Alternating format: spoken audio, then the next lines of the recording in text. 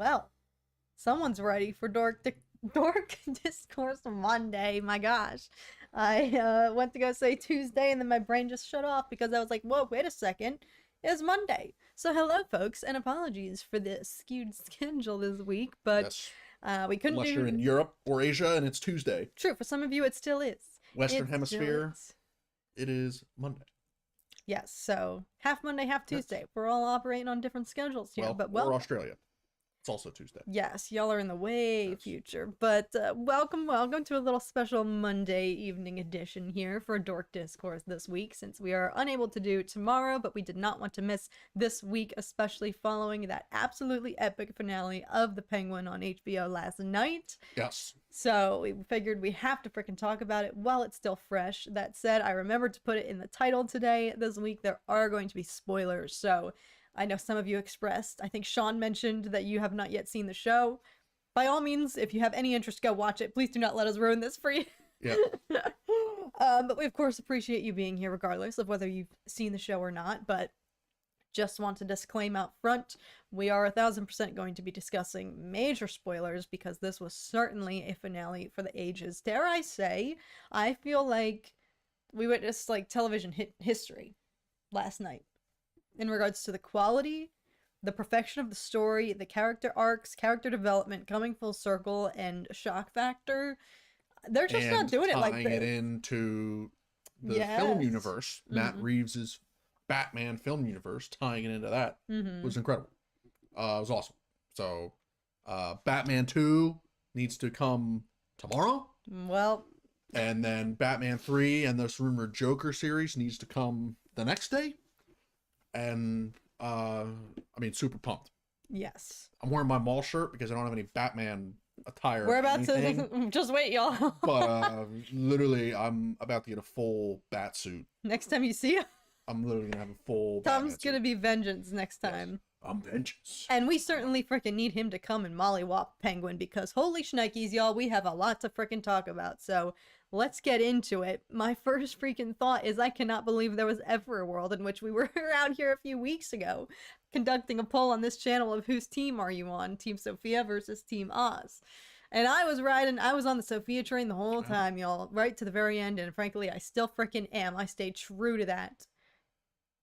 But this show, I cannot believe there was ever a millisecond, a split second, where I released my inhibitions and thought, could Oz's redeeming qualities actually make him a good protagonist here? Like, okay, nope, never mind, frick that. Absolutely, they caught me. I love when a show can get you to believe something, even in spite of the fact that every single week they're throwing it in your face how you can't trust this guy. Master manipulator will lie to you, will say anything to your face to get you to believe him. Like, every single red flag was there, every single warning. Like, it's not like the writers pulled any punches to emphasize like you shouldn't root for this guy, yet because he always comes out on top and you realize he does have his smarts in spite of it all, and he is 2 steps ahead all the time, you kind of start to like tag on a little bit, like, okay, I support his wrongs. No. Not this time, y'all. Not this time. The Penguin needs to go down somehow, and badly. I agree, Alice. I think we are all in that same boat, and I just cannot believe that there was ever a moment in time where I was fooled into maybe rooting for him for the most splittest of seconds. Yeah, I mean they had you on the fence and back and forth of okay, what's the motivation? What's this guy's deal? What's he doing? He actually seems like he has a good heart at its core, but then the last 2 episodes are fully dedicated to no, you've had it all wrong. This is literally the devil. Who he is. Straight from the words, straight from the mouth of his own mother. And they prove it. And he is sick and twisted, and the perfect end of the show, vengeance is for sure coming his way. So, I hope so. Batman 2 is set up. It was already set up on a pedestal from the first Batman movie. But now this show taking place after it and leaving and being fantastic. Batman 2 is going to be a huge movie. It's going to be a monumental cinematic experience. Because they've Um, proven also, like, to take a spin-off show and have it survive on this caliber oh, and enrich the original material, the film itself, this much, and not detract from it at all, because that is a huge gamble if you take a spin-off show with an existing character that's going to be recurring in the films. Colin Farrell himself has confirmed that he is in, I believe, the second Batman film. To gamble like that and wager, like, okay, this show is going to tentatively impact the way people anticipate and hype up the next film, and to end on such a banger, to go from film to television and still make it so perfectly executed, that I feel like it's such a big risk that I didn't consider, because here I am saying, holy shnikes, we can't freaking wait for the next movie. But it's in television these days, you never know, y'all. There was every opportunity, I'm not saying that they didn't have this in the bag to begin with, but in a worst case scenario, we could be sitting here right now saying this just ruined everything and I don't want to watch the next movie at all. Like, yeah, the show would have had to tank severely in order to be in that boat. But it not only broke even and matched expectations, I think it exceeded everybody's expectations. Because I think I was previously in the boat of, okay, Penguin show, I'll watch it. That's cool. You guys know. I'm not telling you guys anything you don't already know. I wasn't apathetic necessarily to the series, but I wasn't like, holy smokes, frick yeah, sign me up, I'll be there. Y'all know I didn't even react to it because I was like, let me just get a feel for it. I freaking wish I had now, y'all. Biggest freaking mistake. Granted, I've been able to enjoy, the episodes we've been able to watch together and we've had a really good time. But in hindsight, I'm like, dang, this proved to be freaking reaction worthy and I missed it. So to go from questioning whether it would even be worth it, to watch this on the channel, to being like, I freaking should have. That's the best case option. I'd rather be sitting here in regret than sitting here saying, wow, thank God I didn't do any reactions to that. But yeah, I think it speaks so highly that now all of us are chomping at the bit, like, okay, where's the next Batman movie? Where the frick? Where is it? Yeah. And Alice has a great question here. And she says, is this Penguin enough to be the villain we need in the next Batman movie? And you and I were talking about that a little bit last night. And I thought about it some more throughout the day since watching the episode. And I think the short answer is yes. Because he has his hand on everything. I'll explain why. Yes. Now, this show has said he's not some side chick. He is the side chick. He's the main event. He's not Carmine's side chick anymore. He's literally the king of Gotham. Not just Underworld, but of the political side as well. So he is the new Carmine, but now the Maronis are out of the picture, and it is just Oz. It's literally just Oz. It is just the Penguin. So I think one thing we didn't really see in the original Batman movie was that it was just the unearthing of the corruption. So it wasn't really like a Batman in a bunch of combat and a bunch of fights, and like Batman actually like leading the charge. He was leading the investigation with a couple of fight scenes and stuff in there. So it wasn't really a like, oh, Batman needs to go take everybody down. It's more like, oh, the police and Gordon need Batman's help uncovering the truth. And then ultimately, yeah, at the Gotham Square Garden and at the end and stuff, like, yeah, he fights off the Riddler army and all that stuff. So like, yeah, there was some combat, but like this next movie is going to be, oh, we need the cops and Batman to literally fight off the crime, the gangs, empire that Oz is leading. So I think that it's going to be, yes, we need Batman the warrior, not Batman the detective in the second movie. Ooh. And I think Oz is going to bring that out of him. But then also we know that our dear lovely friend Selina is probably going to make an appearance again. And how does she get intertwined here? So I think if I have a prediction, and I think that in order to ramp up the stakes that were teased in the first Batman, I think that Oz is going to very quickly find himself outmatched, and he's going to need some chaos to distract from the new mayor investigating him.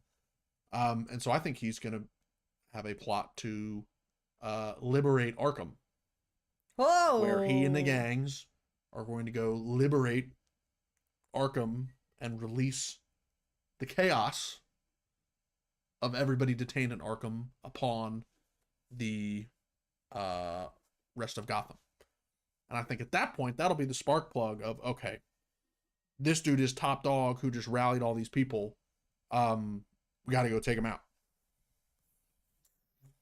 That would be maybe. madness. And then that's how our good friend Joker makes his way out of Arkham.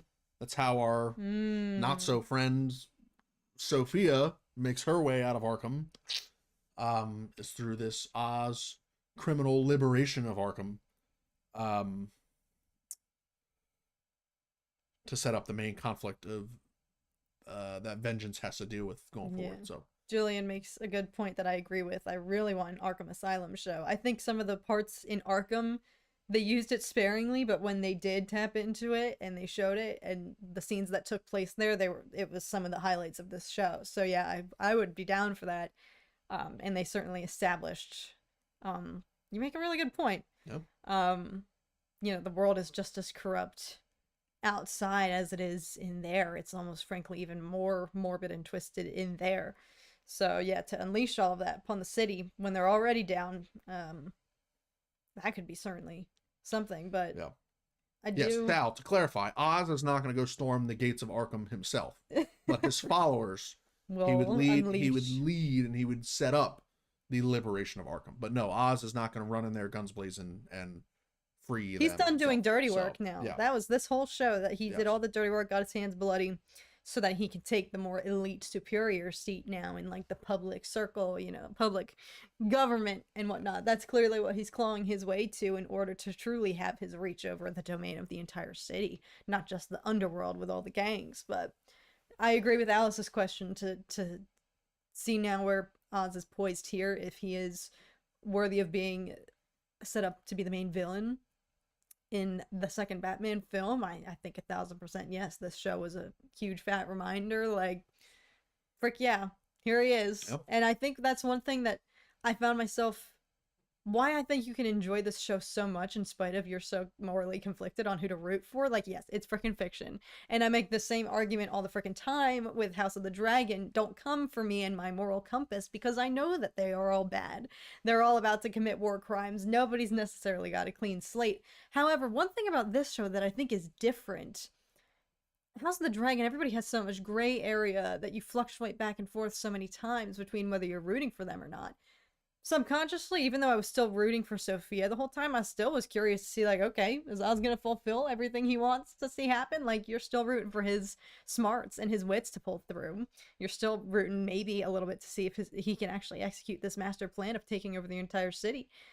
And then you kind of buy into that a little bit, and the argument that he is maybe for the small man, the little man who's always been stomped on in Gotham because that's his roots and his upbringing or whatnot. Same with Sophia, I found myself, yes, at times during these last few episodes, maybe questioning whether I should have publicly stated that I'm very much rooting for her wrongs. But I think one thing about that this show does carefully, that you can still enjoy it and watch knowing I can't root for any of these people in good conscience, but I still am. Why am I still, so invested in all of this? Why do I still want them to see? Why do I still want them to have all of their master plans executed? Because no one's truly evil. What I'm saying is they're not Except for afraid us. to lean in.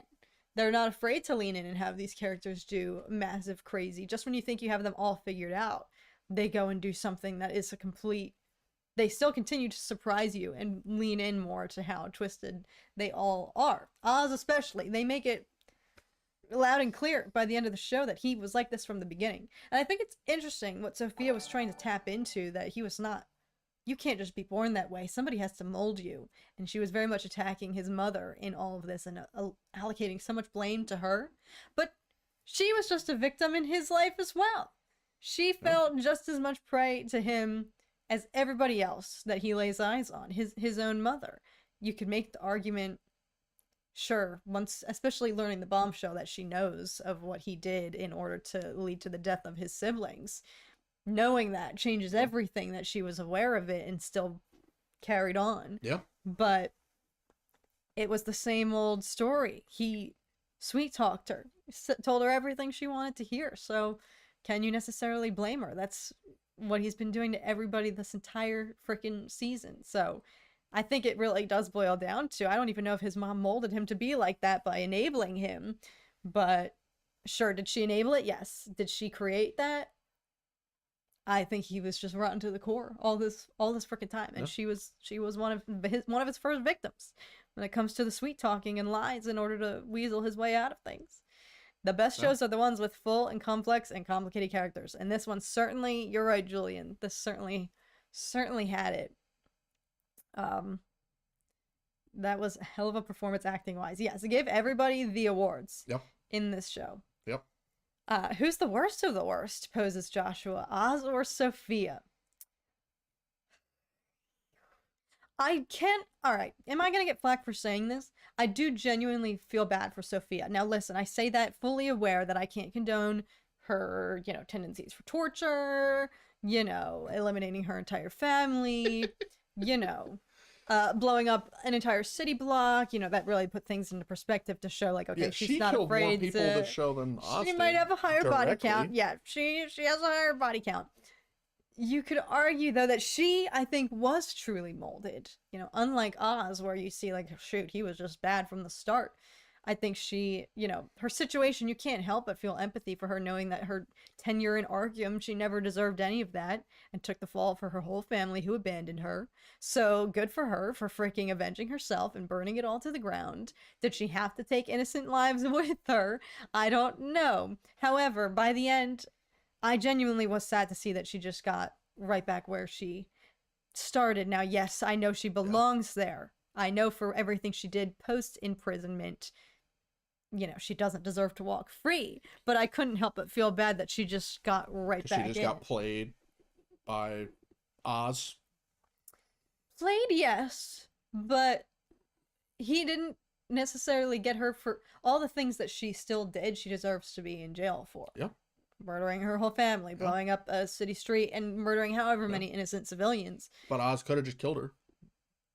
No, he knows it's worse. But he said, exactly. He knows it's a worse prison for her to be in there. She made peace. That whole scene was she made peace with that she was about to die.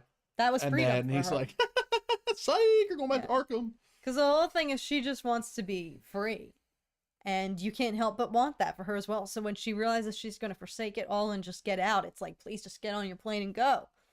Don't let this fixation with Oz drag you down. But of course she had to have the last laugh, and that blew up in her face. But so I think to question who's worse, who's the lesser of two evils, I'm gonna vote for. Listen, I'm Sophia Ride or Die, and I really hope that she has cemented herself as a permanent installment in the Batman the film franchise going forward. That would be absolute highway robbery if she does not continue to be. Granted, she's in Arkham, so I don't know what she's really gonna be doing, but yeah, remember who her stepsister is. Like, that could be an extent in which she perhaps maybe has a little bit of a cameo. Whether she would have an impactful, I do think. In order to uproot corruption, she could be an interesting character that the Batman could interact with, to be like, there's still so much that there were so many things that Carmine had secrets that they couldn't get those answers to, thanks to the Riddler for eliminating him. So she could act as a vessel, the only freaking remaining member of that family. She could be useful in his detective efforts, so that could be interesting. But I want to pose a question to the room. Yes, I saw people talking about Vic, so we could talk about that freaking tragedy. But one thing I can't help but toil over is, was it the Penguin's plan to eliminate Vic all along? Or did he only do it in that moment? Was it a split-second decision because Vic said the word family and he got him with that bit of weakness? If Vic had never confessed that he sees him as family, would that be a liability? Would he have spared him? Or was it his game plan all along? Weigh in, chat. What do y'all think? I don't know what's worse. I'm going to go with the that it was split-second decision, because I didn't see it coming at all. until he said, Vic said that, and then Oz's response, like, he totally changes Yeah, his tone changed. demeanor and tone. So I'm gonna go with that. It was totally impromptu decision, because the way it's set up, it was like Oz was like getting emotional with him and saying, like, "Hey, you saw me." Well, he did. I guess he said, like, "You saw me at my lowest," and that's like, he has dirt on him. So yeah, his vulnerabilities. So potentially it was more thought out, because he's basically saying, yeah, like, you now have dirt on me and all this stuff, but he knew he was loyal. Yeah. That's why I was like, he could have kept him around. Let's see. I think Alice Breeze is a really good point. Penguin's a psychopath, so he has tendencies to rage kill out of nowhere. And you're so right. We saw that from the first 5 minutes of the opening episode of the show. So that's a really good point, that he makes spontaneous decisions. Split second, in the moment. I say it was in the moment, says Sal. Yeah. Vic knew too much for Penguin. I do agree with that Stanley's. That's why I'm like wavering back and forth between, was it calculated all along? Was that always part of his plan? To keep Vic around as long as he could be useful and then dispose of him. But I do think that would be one reason why I could subscribe to the idea that it was pre-planned out, because Vic, has seen him while he's down, has so much dirt on him, and as Oz was saying, they started this revolution of the lower members of their ranks in their own respective gangs were rallying and betraying their superiors to take their ranks. And so for a split second in that moment, I was like, is Vic gonna make his move? But that certainly would have been so out of character for him. And then, of course, it worked at opposite direction against his favor. Yeah, Charlie makes a good point, too, because, like, Oz did let Vic leave for California if he wanted to. Like, Vic was scared that Oz was going to kill him and not let him go. But he did. He said, all right, fine, get out of here. Like, go. I'm not holding you hostage. You can go do whatever you want. And so, like, Oz did let him go. He didn't kill him then. So I think that's more evidence to suggest that it was spur of the moment decision. After Vic confessed his true attachment to Penguin. Emery says, yep. Once he said family, Oz was like, damn it. I think you're right. The whole flip switched there. The whole kind of mood changed and became very ominous. So that almost makes it worse in a way, that if Vic hadn't just freaking said that. Just keep your mouth shut. Be like, oh god, if he hadn't confessed that, knowing everything that he's also lost. Oh my god, I was hoping that we were going to make it through the season unscathed, and if anything happened to him, as long as he made it out, I would have been fine. But that was just the cherry on top to truly remind you of who Oz is, and to really slap you across the face with a big dose of reality and say, why the frick would you ever think that this wasn't going to be in his plans? I couldn't help but feel foolish, like, oh my god, was that his game plan all along? That's why I've been toiling over. I want to believe maybe it was spur of the moment, but that almost makes it worse, because it's like, if you just hadn't said it. Penguin also made the move against Vic, in my opinion, for the number 2 takeover. Yes, the number 1 thing that was going on took him out early, right? Like, I'm sure part of him was feeling maybe like, can't have any liabilities around, I can't have any subordinates now who can take me out. Especially someone as trusted, his right hand, who was Vic. So no, and Vic certainly was just becoming stronger. He was starting to do things that you would never see him doing at the beginning of the season. Towards the end, he was coming into a more final form, a little more rugged, willing to do some dirty work. So Stanley says, I don't think he planned to kill Vic from the get-go, but once Oz allowed him to get close to himself, his mom, he needed to go. Yeah, Vic was too attached, and Penguin saw that as a weakness. Yeah, not just a weakness in Vic, but a weakness for himself.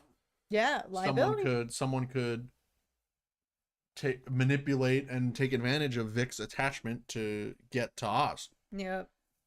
Bird Church, what's up? So, what's up, Bird? The courtroom scene was so good. I love the setup for Oz gaining political favor and allies. Yeah, I want to see him in the room with Bella Royale now, because I don't think she's going to sniff him right out. Like, her whole campaign movement is about uprooting corruption. So, I still think that's extremely ambitious of him to try to be in the same even caliber as her, or anyone in her campaign. But we'll see how that Yeah. works out. I hope she continues to have a larger role because I do think in a city like Gotham, the fact that she even got elected anyway, granted, I don't think there was much alternative since her running opponent was murdered. So I think she, Yeah. I think they had no choice. But Yep. frankly, in a city knowing how deeply rooted the corruption is, I'm shocked that she would have gotten, risen to the top anyway. But I think she's at a very vulnerable to be so outspoken about it when you learn how entrenched all of the, organizations and, everything, even down to the police, the authorities of the city, how entrenched it is in everything. Um, so, well, I feel like she's got a target on her back for being so openly Oh yeah. outspoken against it. So For sure. I hope there's more of her in the second film. I think there will be. I mean, they kind of set up, like, teased all the characters who were going to show up in the movie. Like, they showed police guy arresting Sophia that we saw in the first movie. Mayor-elect, saw her briefly. Got the note from Selena, and then obviously the final shot, the vigil in the sky. So, I think they set up, kind of left off the show, like, okay, here's all the characters and main starting point for where we're going to start in the second movie. So I think the artist here. Yeah, in terms of, I didn't think at all or expect for this to, once it became clear that this was Penguin's and Sophia's story and was operating completely, in its own, outside the confines of the movies, I was like, freaking go with it. Like, obviously it still is in tandem with it, but, we went into this questioning, is the Batman going to show up? Is XYZ going to happen? And it totally was Penguin's story.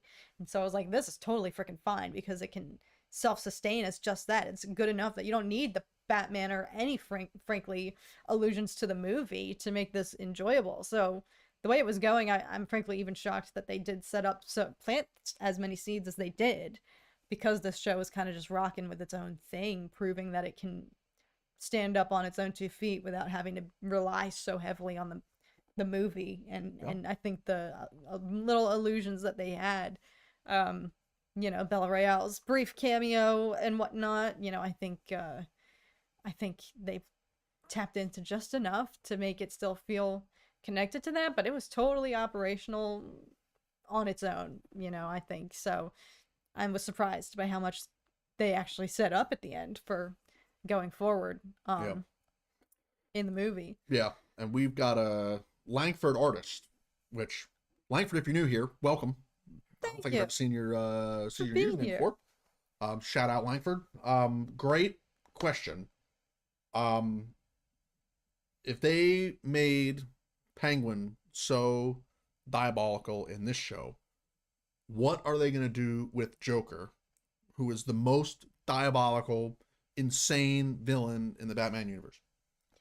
What are they going to do with that character if they did this with Penguin? That's a good point. They're clearly not Penguin's afraid just a crime to... boss. Joker is like a terrorist. But even Penguin was willing to do god-awful things, like ignite Salvatore Maroni's entire family. Like, he was willing to do very morbid, awful things, even as far as to let his own mother die, in order to save face. He did. So what is Joker gonna do? How much worse is it gonna get for this city? Frankly, why is anyone still living in Gotham after everything? They're already down. So I mean, Riddler literally, pulled off a terrorist attack at the end of the first movie. So Riddler's a terrorist. Oz isn't so much a terrorist. Like, he killed, like, individual on individual basis. Oz wasn't, like, mass killing civilians like Sophia and the Riddler. So, but you're right. You got Sophia terrorist attack. You got the Riddler terrorist attack in the span of what, weeks? Why is Gotham not fully evacuated? Why the real estate market has tanked. Yeah, like what is going on there? I don't know. Did you ever see that TikTok that is like being a realtor in Gotham, and it's just like No. screams coming out the window. It's like Batmobile driving through your front door. yeah, I'll have to find it and show it to you, but it's hilarious. Um, yeah, no, truly, that's why your plan could work. But how would that serve Penguin's overall? What's his overarching goal now? Because he's at the top of where he wanted to be at the start of this show of having domain of everything, being the king of it all. Yeah. And in a way, he is, and he's only going to have more power if he is able to buddy up with the politics of it all and have some sort of actual public, I don't know what his intentions are with that, other than as long as he's cozy with them, he can have his own enterprise on the side. That is, he's kind of immune in a way because he has all these powerful buddies now. But what would be the motivation to liberate Arkham and free everybody else in there? Because then that just leaves room for people to come after his spot, no? Yeah. As being the top menace of the city? Yeah. I mean, I don't think it's just going to be Penguin. I think Penguin's going to be the starting point in the second movie. Because you're right. Like, yeah, he's the top dog. They've said that on the political side, they're going to have to go after corruption, which he's the face of corruption now. So that's like, yeah, okay, Batman will help them go after that. But like, I don't think that's going to be the main. That's a good point. Necessarily the main storyline going there's forward. There's so many pieces at play in the first movie. Yeah, and I think that's going to continue with the second movie. Like, yeah, that's going to be the focal point where we start, I think. But I think that Oz is going to recognize that, and what we saw on the show is that he's going to adapt, and he's going to do whatever it takes to stay in power, which if it means causing absolute chaos by releasing the hounds that are cooped up in Arkham onto the civilians, because why not? The civilians haven't had enough chaos. That's a good point. They haven't been suffering enough. So let's have criminals that are locked up in Arkham go run the streets and just commit little terrorist attacks all over the city. I could see Penguin using that as like a get out of jail free card. Like, okay, they're sniffing me out now. I gotta unleash bigger bads. All right, government. If Joker gets out of Arkham and is just scalping people left and right in the street, what are you going to go after? Are you going to go after the lunatic with the face paint on, or are you going to keep battling corruption? What do you think the citizens of Gotham are going to care about? You spending a bunch of taxpayer dollar. It always comes back to taxpayer money. Padme is the biggest tax artist, tax fraud, delinquent on the face of the universe. And it all comes back to taxes. What was the Gotham taxpayer going to say and force their government to do if Penguin releases Joker and the Arkham convicts out onto the street and they're just murdering people? Are they going to want the mayor to say, oh no, let them keep murdering people. You keep going after your corruption, but it's okay. We can let them keep murdering each other. It all comes down to taxpayer funds and the Gotham City budget, and their budget's going to be clearly spread too thin. If parts of the city don't even have electricity and it's got to take a mobster to go and get the power back on, you think they have budget to go fight corruption and stop a terrorist wave from Arkham? No, they don't have enough. They don't have enough budget. They don't have enough taxpayer dollars to go fight both of those fronts. So Oz is going to totally take advantage. And then what is Vengeance going to do? I don't know. I don't know what Vengeance is going to do. So I'm going to give this town a classic criminal, says Sean. Yeah.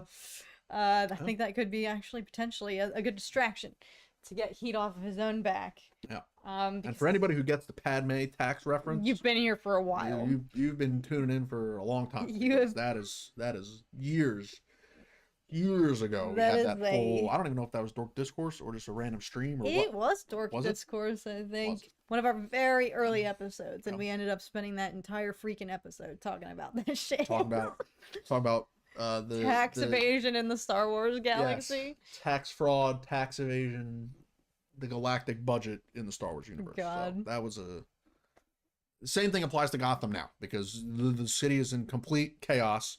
Infrastructure is destroyed. People, like, mass casualties in a matter of weeks. And now you've got this new kingpin of the crime world who just took power. And the government's going to say, oh, we need to go after the corruption.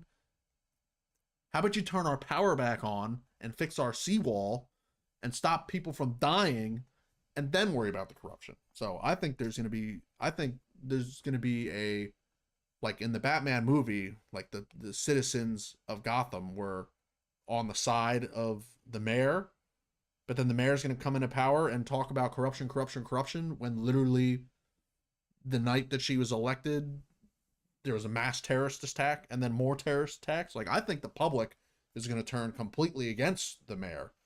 And I think that not necessarily the Penguin, but that's where Joker can totally capitalize. Stoke the flames. And yeah, fan the flames.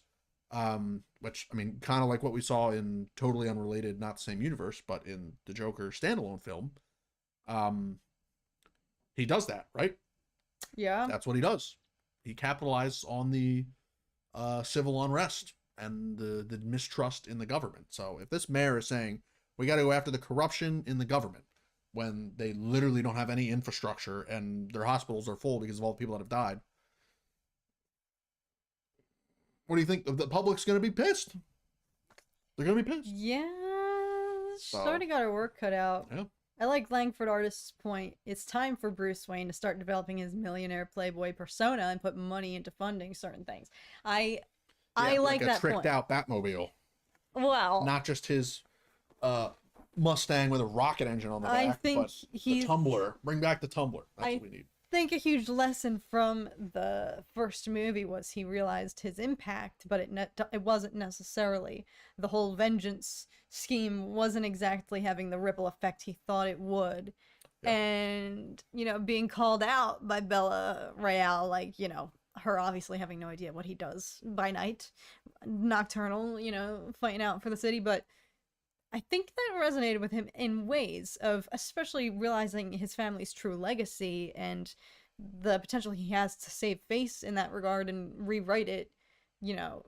He kind of has his family name now that he has to salvage, and I think he's realizing he can't just do that by being the Batman. So I'd be curious to see more, especially fighting corruption here is going to be a huge, the corruption was kind of uprooted, they shined the light on it in the first film.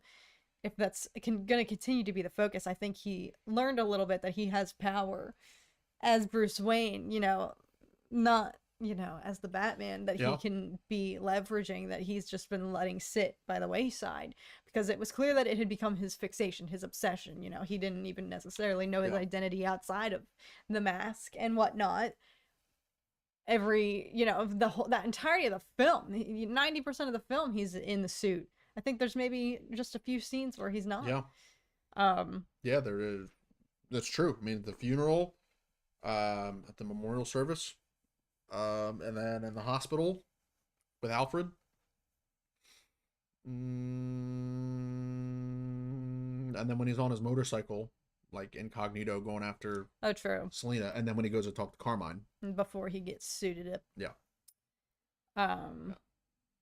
Bird Church, what happened in Gotham at the end of the series to make someone signal the bat signal? Exactly. What didn't happen? That's a great question, because I don't think it was signaling because of what Penguin did, right? Like, there's no, at the end of this show, there's no inclination that Penguin did anything. He completely covered his own tracks, and the government is not going to go after him right now, except for the mayor. The corrupt side of the government is going to go after him because he controls it. The citizens don't really know that he did anything at all. Batman doesn't know that he did anything wrong at all right now. So, like, the bat signal was not for Penguin at the end of the Penguin show. Yeah. So what did happen? Was it something small? Was it something large? Has Penguin already put a plan into place that we're going to see what it is in Batman 2 that would trigger or was it simply vengeance? Just foreshadowing to show that this parade ain't going to last too long for us? It could be that simple. I don't know if they would necessarily, because that's a huge, you don't just shine that thing in the sky for nothing. Yep. Daddy! Daddy! Thanks so much, my friend. Very generous super chat. What makes Reeves' Batman universe great is that it accurately portrays power structures in real life. Also, Anakin was an unauthorized occupant and should have been evicted from Padme's apartment. Hashtag corruption. Yeah, was she paying rent for him? He wasn't on the lease. She was dodging rent, y'all. She was dodging taxes. Exactly. She could have been claiming him as a dependent, Exactly. y'all. Like, she probably made more. The Jedi were working for free. Exactly. She probably had way more. They got married in secret. Do you think that she filed their marriage in official tax documents? No way. No way. No way. God. You're right. Owned it. Well said, Danny. Well said. Yes. Literally. It's the corruption is so deep rooted. She was up in that penthouse too. Exactly. They could have doubled the rent for a second occupant at that kind of place. Exactly. Oh god. Exactly. Goodness gracious. Yes, if you know, you know, y'all. Tom's very unhappy with Padme's tax evasion. Yes. This is all fictional, by the way, in case anyone's from the IRS is watching. We're talking about fictional characters here. We do not endorse this. We're talking about if anyone from the IRS is stream sniping, we're talking about taxes in Star Wars. Padme's not real. Yes, and the city of Gotham. Yes. So also fictional. yes. Yes, but yes. Fantastic point, Danny. You're just piling on. The if anyone's a lawyer in Coruscant and looking to make some nice cash, easiest case of their lives. Easiest, yeah. Case number one. Go after Padme Amidala. And find her hidden tax evaded wealth buried somewhere on Naboo. Gosh. Just hoarding it all away. Stanley says a good point. Padme has a blank check from the Naboo government. She did save the planet after all. You know what? Yes, fair. You know what? Really good point. Yes. They owe her. Yeah. So. But did she write it all off? How much of that did she write off? Probably too much. Oh my god. Probably too much. I am so glad that they really made Penguin a bad guy, says Julian. Like he should be, because a lot of movies and shows starring bad guys usually try to make them good or not so bad. I agree entirely that the final moral of this for the audience was shame on y'all for even believing for a second that this guy had a shred of decency and humanity, and that he genuinely wanted to fight for the little man. That was all kind of just a ruse, you know? I just love how this show wasn't afraid to take the audience and be like, you fools. The red flags were there. It's not even, it's not, I don't know how they did it, because it's not even like the writers like tried to subvert your expectations or did that much extra work to humanize him at all. They literally have flashbacks to him as a child unintentionally. What would you call that? Second degree, third degree manslaughter? For what? Killing his brothers unintentionally. Rather intentionally, as his mom believes. I mean, that was the most damning thing of it all. Yeah. Hearing her say, well, I don't think he meant to do it in the moment, but he knew they were trapped. He knew it was pouring rain, and he was intentionally lying. Yeah. So, yeah, in the moment, it was just I think just shut the door. Spur of the moment, once again. Yeah, just shut the door, and then it's like, all right, they're locked. They'll figure it out. I don't think he realized that they were completely trapped down there. Yeah, like, do you think he knew that it was going to flood?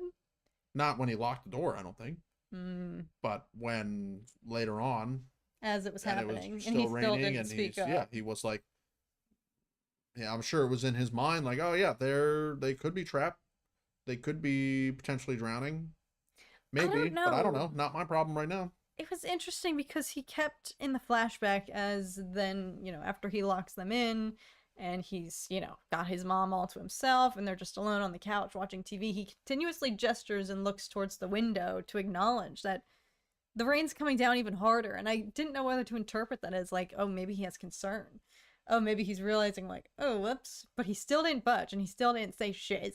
So, you know, I think his mom is right. I think her assessment was spot on of he wanted them to. He wanted to get rid of them. He had every opportunity to say something and didn't. So in a sick way, part of him, that was his intention. So they were just at the movies. Even as they watched the movie. What do you think they're watching? I think, what did he say they went to go see? Where does this take place? Beetlejuice. He said they were going to see Beetlejuice.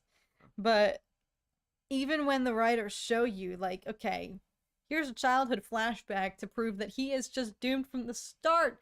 He's just evil up and down. even as a kid, capable of such monstrosity.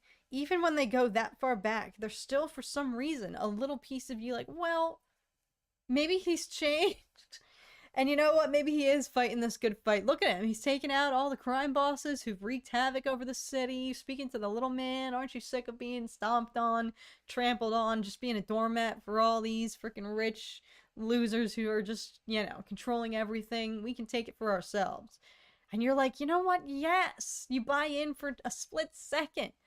And then the writers are like, you freaking dummies. We were telling you this whole time. So in case you need a reminder, he's going to choke out Vic, your favorite character. The mercy innocent character that everybody wanted to be spared. They knew what they were. Oh, just so freaking brilliant. That's what I commend. So I agree. Who was it who commented that they are happy that they sent it? They didn't try necessarily to humanize him. They did everything in the book to show you don't root for this man.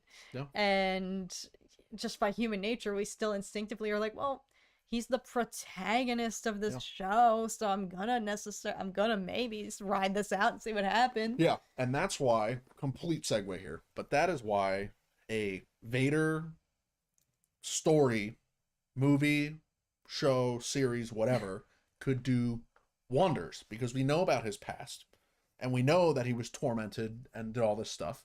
And so you're watching this show, they can do that same type of pull where you're like, okay, we know there's some good in him, like he's not all bad, and then he does completely heinous stuff that we would expect Vader to do, and you're like, oh my god, they totally what? And like just the intensity and the monstrosity and all that stuff that we see with Penguin at the end of the show, it could do the same type of thing. We're like, no, yep, we pulled your strings a little bit. We made you question his morality, your own morality, up and down a little bit through the show. But at the end of the day, this is a bad man. And here's why. And they could do the exact same thing with the Vader series. So if there's any diehard Penguin fans in the Lucasfilm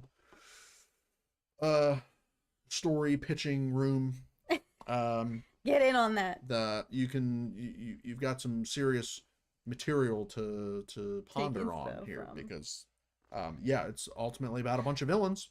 There's no real heroes in the story whatsoever. And it was fantastic.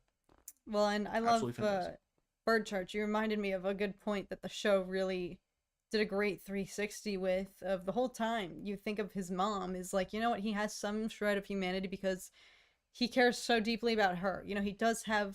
He is capable of loving someone this deeply and wanting to do anything for her.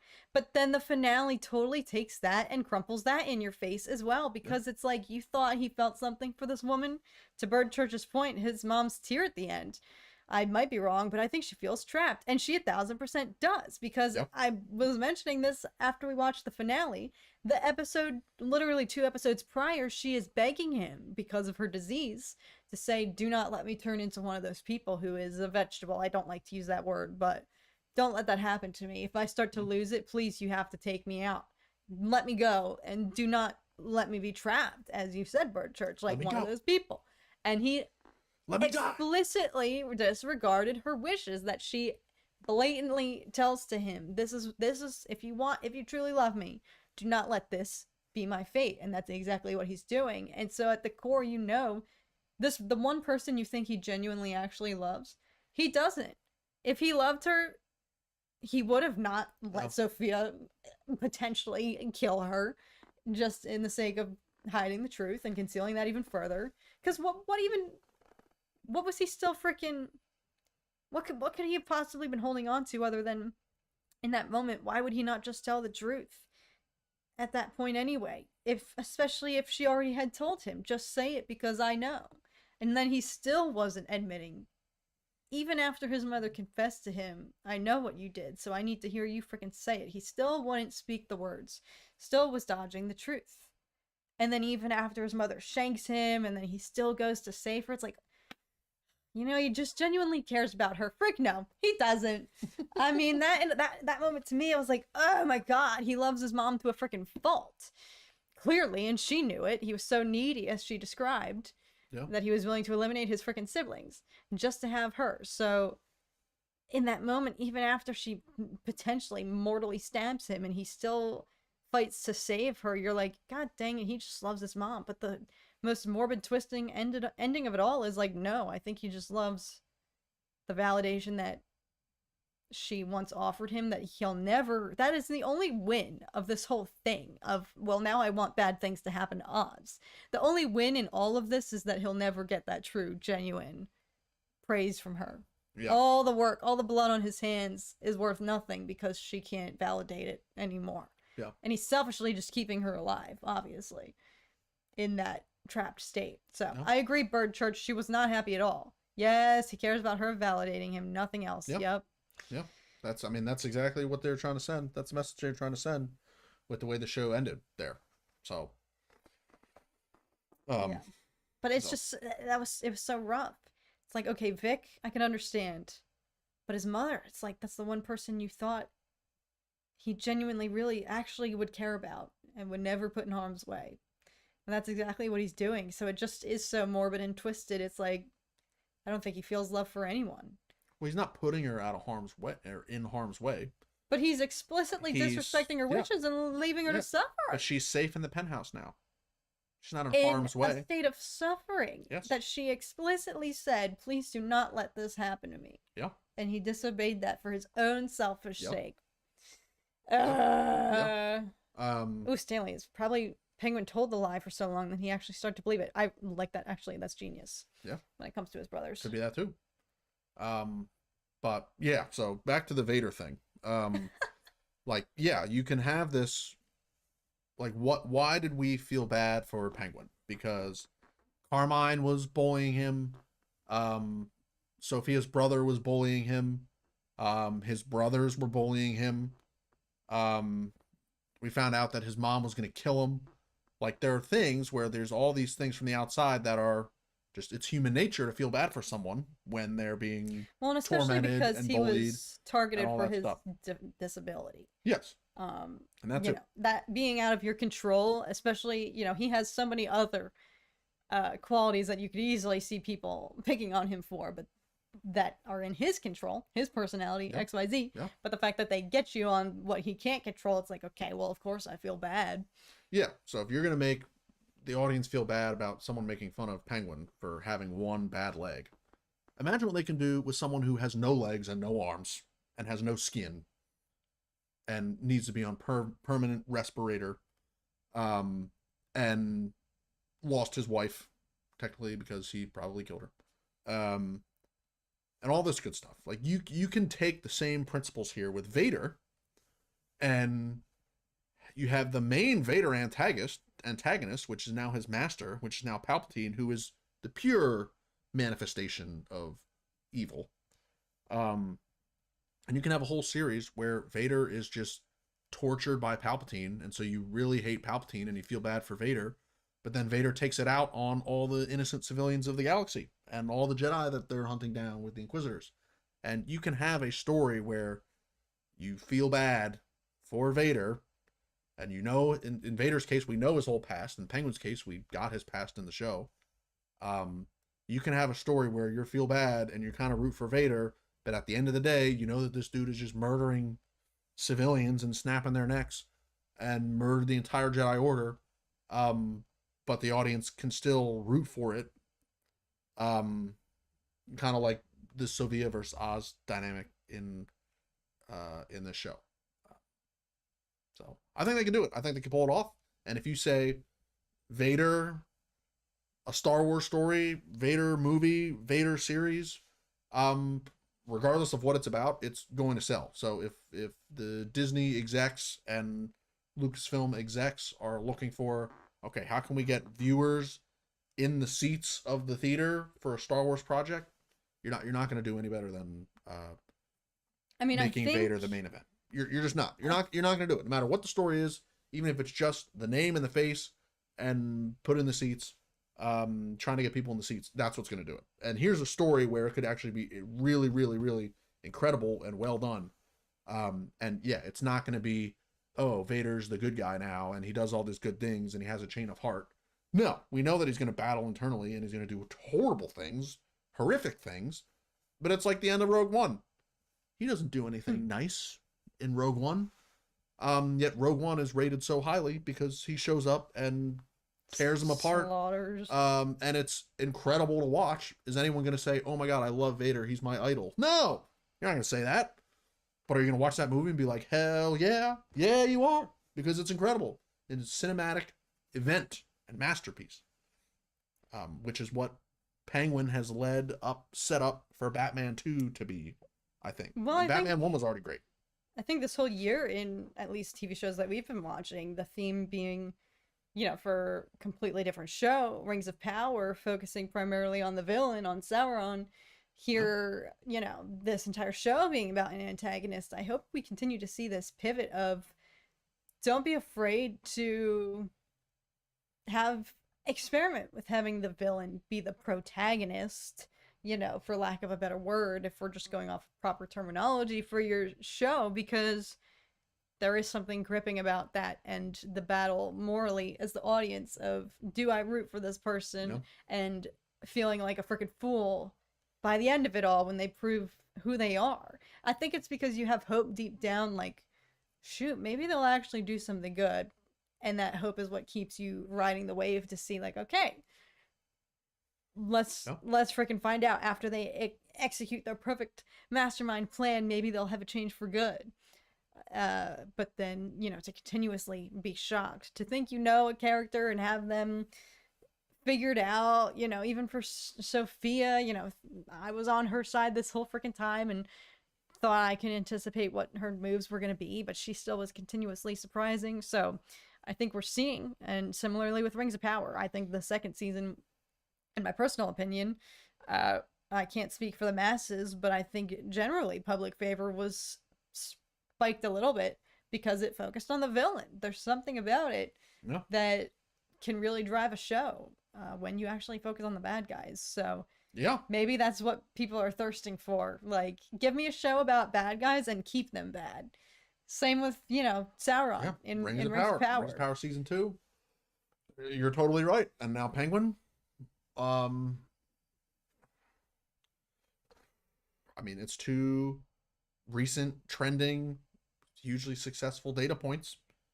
And even like The Boys, right? That's just about isn't the main character in that just like an anti-hero, just like superhero terrorist type of guy? Neither of us have seen The Boys, so we don't really know. But Homelander, isn't he kind of like that too? I think so.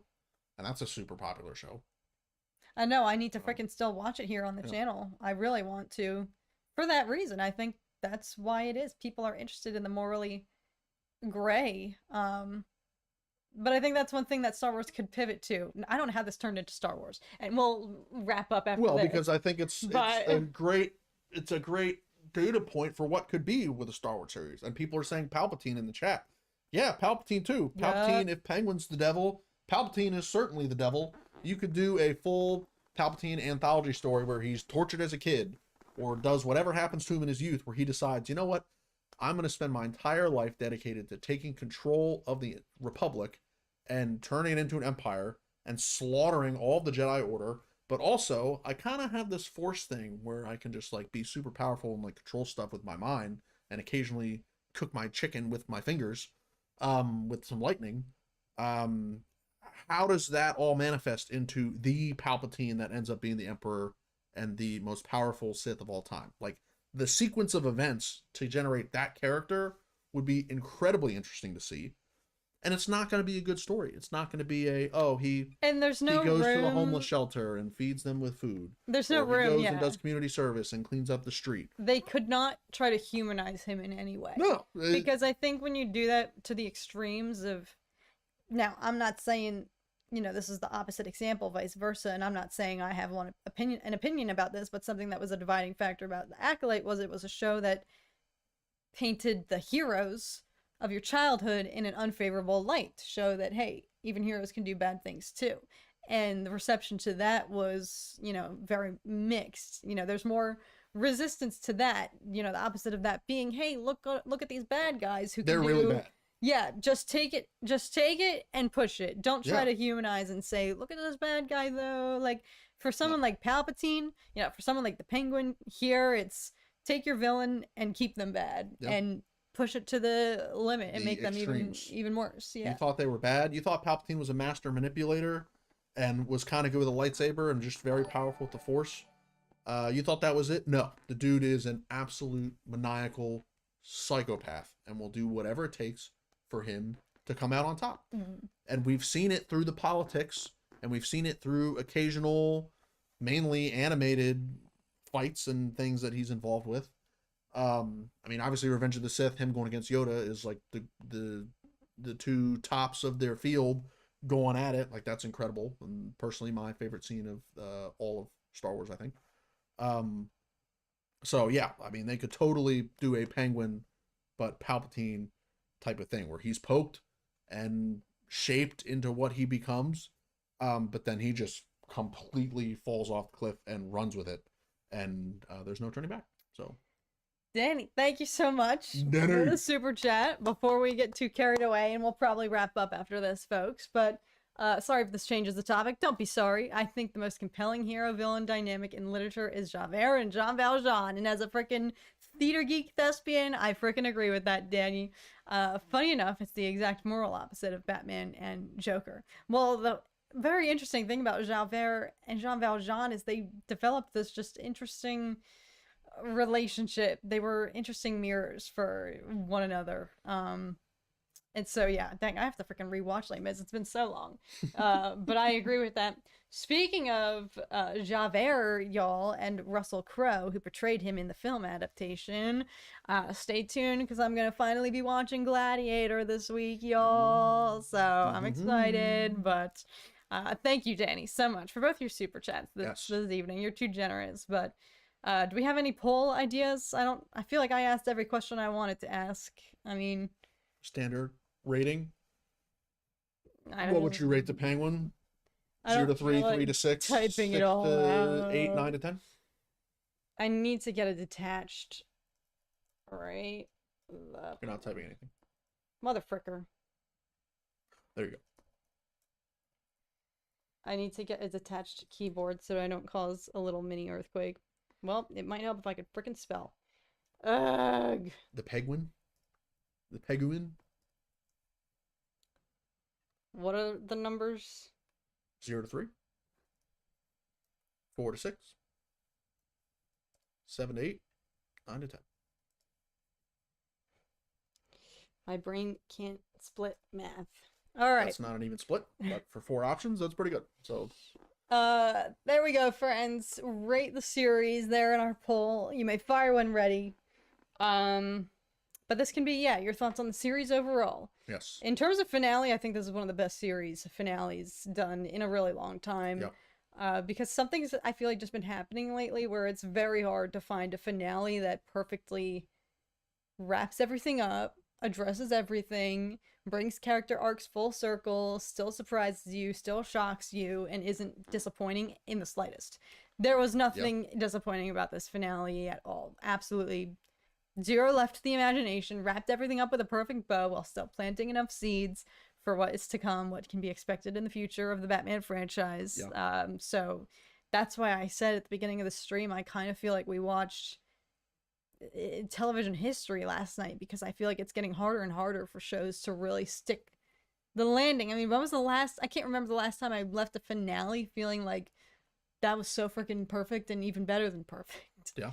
I don't know. Yeah. That's not to say that other finales all pale in comparison, but I feel like for me, I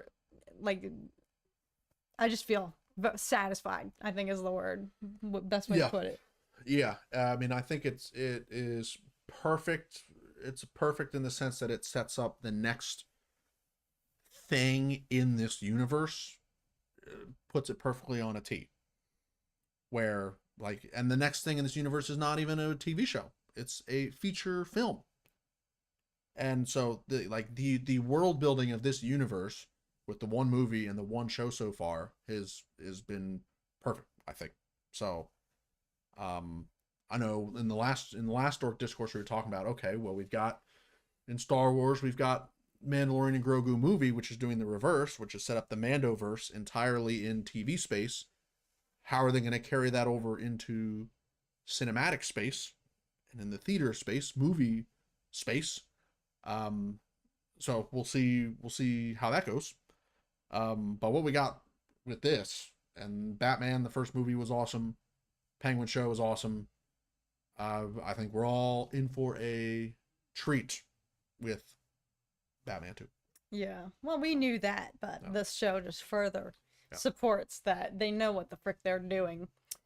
So if the second film is anywhere near the caliber of this show and the first movie, like, they just keep finding ways to make it better and better. So, Yeah. I So like got- everybody. Okay, I knew somebody was going to mention the Shogun finale, but I didn't know that was the Loki finale popped off that much either. That's still a freaking show that we have to watch.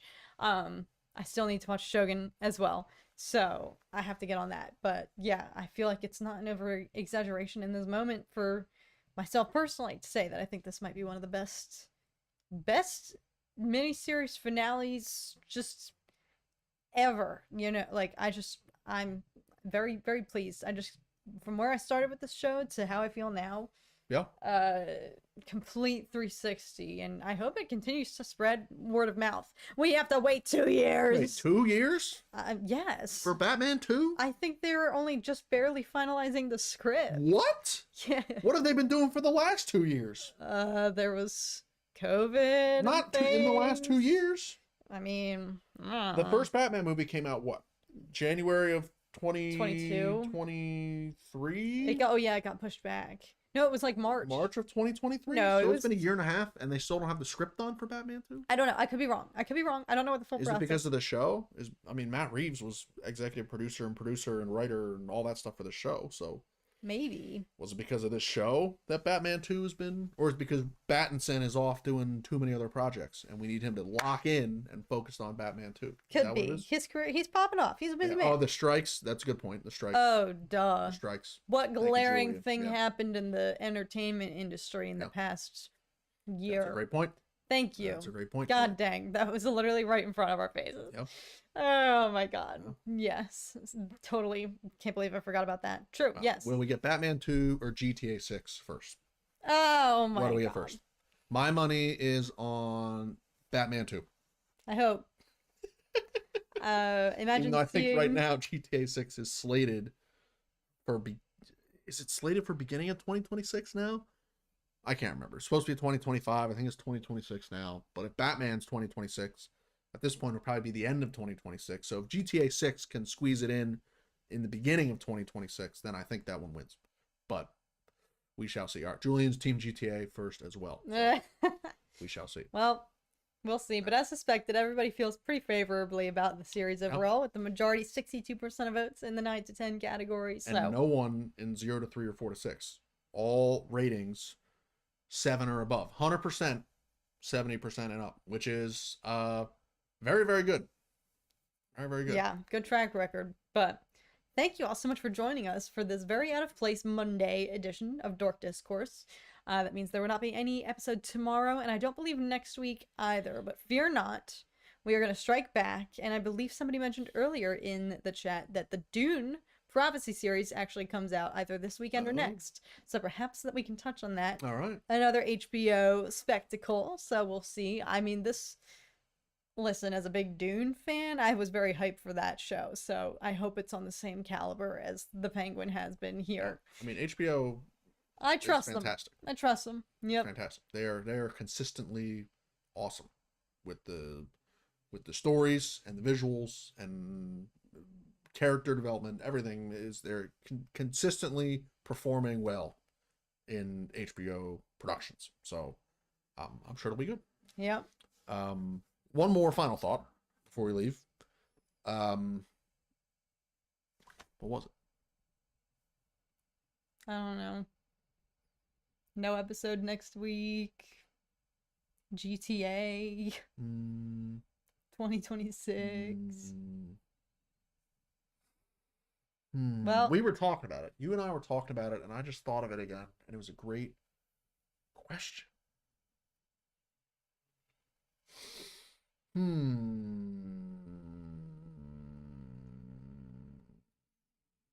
can't help you. I don't know.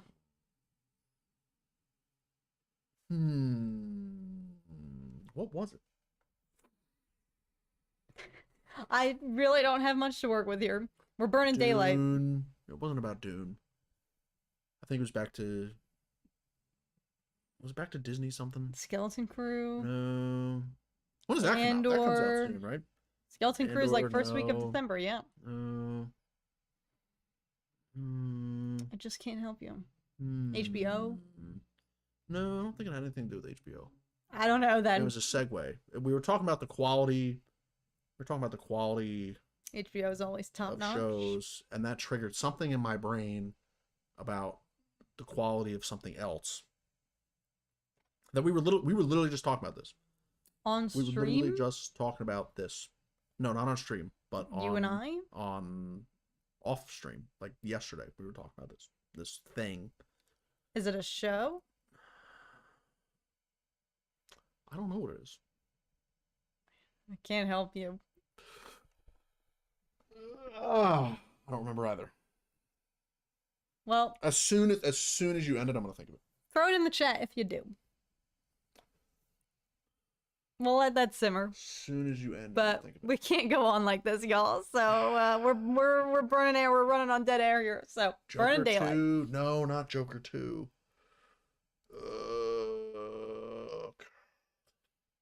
Was it a movie? Was I thinking of a movie?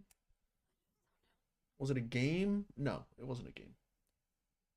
The AI quality of GTA 5. No, it didn't have anything to do with GTA. Didn't have anything to do with HBO. I don't even think it had anything to do with Batman. Was it Star Wars? Pull to decide what I'm thinking about. Like, I don't know. I don't know how much longer I can let this run on, y'all. I don't think it had to do with Star Wars. Listen, I'm gonna hang up here, and it's gonna come to you, and you can throw it in the chat. Okay. Is it for something that exists or has yet to exist? I think it's